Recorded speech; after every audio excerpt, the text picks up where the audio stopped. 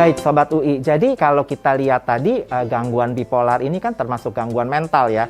Kalau kita bilang dia termasuk gangguan mental berarti kan mengalami distress dan disability dalam arti hendaya ya. Nah dengan demikian tentunya buat remaja yang mengalami gangguan bipolar akan berdampak nih Sobat UI terhadap kehidupan mereka sehari-hari. Jadi tadi nggak bisa sekolah, lalu interaksi dengan teman sebayanya terganggu. Pastinya teman-temannya akan bingung kalau ngelihat dia lagi manik ya, teriak-teriak misalnya. Lalu kemudian gembira sekali, atau mungkin jadi belanja berlebih-lebihan, atau mungkin bisa juga jadi penderma yang berlebih-lebihan. Temannya dikasih-kasih barang, dibeliin-beliin barang. Tentu akan membuat orang-orang atau teman-teman sebayanya jadi bingung. Nah, oleh karena itu fungsi mereka yang terganggu akan berdampak terhadap persepsi orang terhadap remaja ini. Akibatnya kalau orang-orang memandang remaja ini menjadi aneh atau remaja ini menjadi tidak biasanya, akan kembali mengganggu citra diri remaja ini yang membuat gangguan bipolarnya bisa bertambah parah. Atau sebaliknya, ketika dia depresi, dia nggak kepengen sekolah, mungkin teman-temannya bisa pikir kalau nggak memahami kondisi daripada individu ini, kok dia males ya, kok dia nggak semangat ya, akhirnya persepsi dari teman-temannya terhadap dia juga menjadi buruk, dan itu akan mengganggu bagaimana dia bisa berinteraksi dengan teman-teman sebayanya. Sobat UI, kalau kita ngelihat lagi lebih jauh ya, kalau individu atau remaja dengan gangguan bipolar tentunya merasa tidak nyaman ya ketika mereka depresi, mereka nggak ada semangat, mereka suasana perasaannya kosong, hampa, dan sedih. Atau ketika sebaliknya, ketika mereka manik, mereka gembira yang tidak jelas apa penyebabnya, atau sedih tidak jelas apa penyebabnya, tentu akan membuat mereka merasa tertekan ya. Mereka nggak tahu harus berbicara kemana, dan mereka nggak tahu apa yang terjadi dalam diri mereka. Jadi sebenarnya sungguh suatu kondisi yang sangat-sangat tidak nyaman buat remaja ini, dan tentunya juga sungguh penting buat kita memahami apa yang terjadi dalam diri mereka agar pastinya kita bisa membantu mereka Sobat UI.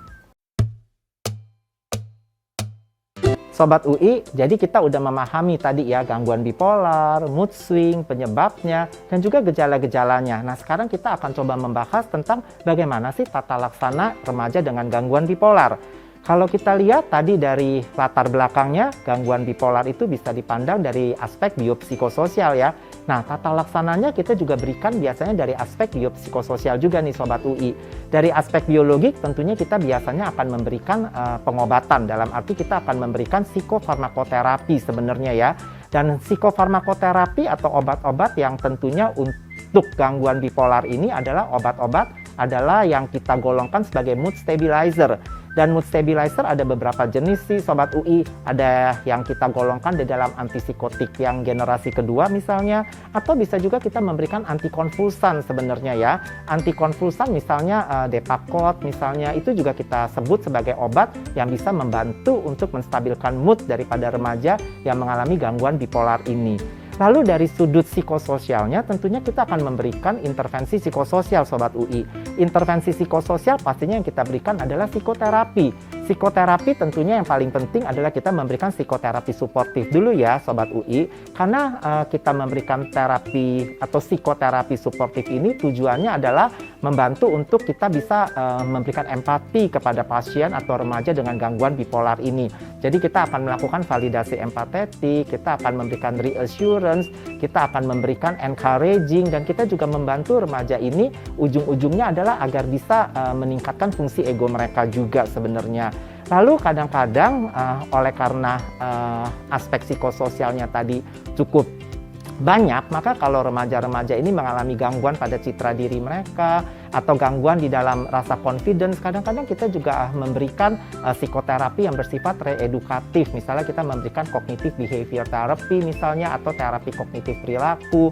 Ya, terapi kognitif perilaku dengan tujuan adalah untuk mengubah sebenarnya pola pikir yang maladaptif atau pola pikir yang lebih negatif menjadi pola pikir yang lebih adaptif atau lebih positif, sehingga perilaku mereka sehari-hari juga menjadi berubah. Atau kalau memang diperlukan, kita juga akan memberikan psikoterapi yang bersifat rekonstruktif, dalam arti psikoterapi dengan pendekatannya adalah psikodinamika atau psikoanalitik, agar remaja ini bisa memiliki tilikan yang lebih baik terhadap diri mereka dan belajar untuk menerima diri mereka apa adanya. Jadi itu adalah semua jenis psikoterapi yang pada umumnya kita bisa berikan pada remaja. Nah, jadi sekali lagi ya, saya coba untuk rangkum bahwa pendekatan daripada tata laksananya, jangan lupa ya Sobat UI, pasti kita memberikannya dari aspek biopsikososial.